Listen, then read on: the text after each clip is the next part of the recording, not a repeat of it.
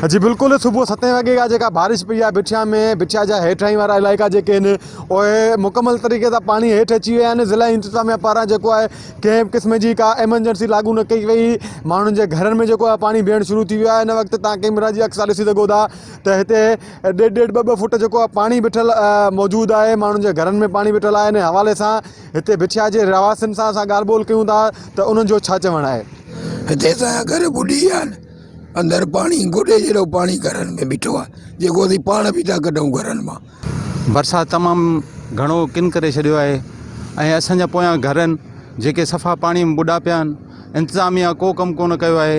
असांखे गुज़ारिश थी कजे इंतिज़ामिया खे त हीअ सफ़ाई करायो वञे। असांजा हेठां इलाइक़ा आहिनि हिते जी हीअ पोज़ीशन तव्हां ॾिसो पिया ऐं शहर जा जेके ॿिया हेठाई वारा जेके इलाइक़ा हूंदा यकीनन उहे ॿुॾल हूंदा। घरनि में पाणी अची वियो आहे गोॾे जहिड़ो। ॿार बच्चा परेशान आहिनि ऐं ॾिसंदा ॿार बच्चा बीमार थिया आहिनि पाणी जे करे। जेको बि घटियुनि में घरनि में रोड रस्तनि ते पाणी जेको अची आहे।